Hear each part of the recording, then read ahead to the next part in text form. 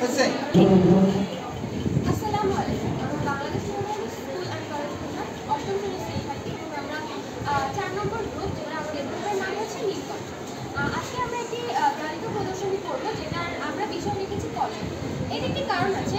কারণটা হচ্ছে আমরা জানি যে বাংলার যে সাহিত্য বা সব কিছুই পল্লীর সাথে রিলেটেড, পল্লীর সাথে সম্পর্কিত, এবং পল্লী ছাড়া এই বাংলাটা কল্পনাই করা যায় না। সেই হিসেবে আমি এই দেওয়ালিকাটার নাম রেখেছি কলম। এবং আমরা জানি যে দেওয়ালিকা বাংলা ভাষার প্রতি ভালোবাসা এবং আমাদের বাংলা ভাষার প্রতি যেই ভালোবাসা এবং যেই ইয়াটা, সেটা আমরা দেওয়ালিকার মাধ্যমে খুব সুন্দরভাবে প্রকাশ করতে পারি। দেওয়ালিকার মাধ্যমে চিত্রে বা ছবি বা বিভিন্ন কবিতার মাধ্যমে আমরা খুব সুন্দরভাবে প্রদর্শনী করতে পারি আমাদের এই চিন্তাভাবনা এবং বাংলার প্রতি ভালোবাসাটাকে। এজন্যই আজকে আমরা একটি দেওয়ালিকা প্রদর্শনী করতে এসেছি। সবসময় আমরা দেখি যে আমরা বিভিন্ন দেওয়ালিকা প্রদর্শন করি বিভিন্ন কবির লেখা কবিতা বা বিভিন্ন লেখকের লেখা কবিতা বা গান দিয়ে, কিন্তু আমাদের মাসুর স্যার, আমাদের বাংলা শিক্ষক, আমাদেরকে সব বলেছেন নিজে থেকে কবিতা বা গান বা যে কোনো কিছু লিখে তা দ্বারা আমরা যাতে এই দেওয়ালিকাটা প্রদর্শন করি। এই কারণে আমরা হচ্ছে আমাদের গ্রুপের সকল মেম্বার, আমাদের গ্রুপের 7 জন মেম্বার, আমরা বিভিন্ন ধরনের কবিতা, গান বা নাটকের মাধ্যমে আমাদের এই দেওয়ালিকাটা প্রদর্শনী আজকে করছি। যেমন আমাদের এই দেওয়ালিকাটাতে আমরা সাহিত্যের 7টা বিষয় সম্পর্কে আলোচনা করেছি।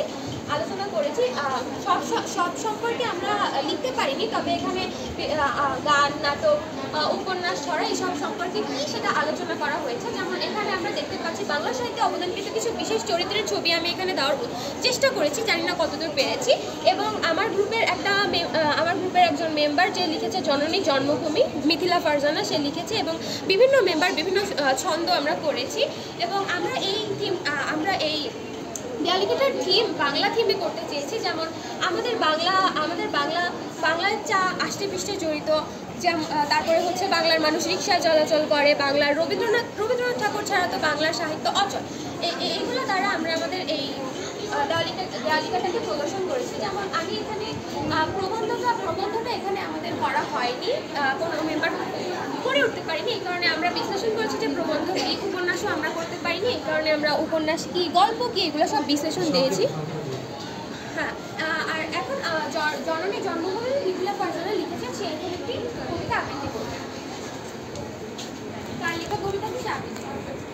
সবাইকে আসসালামু আলাইকুম। আমার নাম মিথিলা ফারজানা। আমি লিখেছি জননী জন্মভূমি। বিশ্ব মানচিত্রে ফুটে উঠেছিল একটি দেশ, নামটি তাহার বঙ্গবন্ধুর সোনার বাংলাদেশ। বাংলা আমার জননী, বাংলা জন্মভূমি, এরই মাঝে বয়ে চলে শত নদীর করতালি।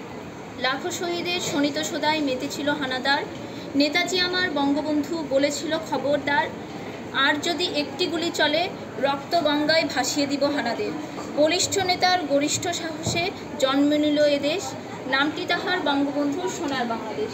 এদেশে আমার সবুজে ঘেরা সোনার ফসল ফলে, প্রকৃতি তাহার রূপ বদলায় হাজার সকল ঋতুর ছলে।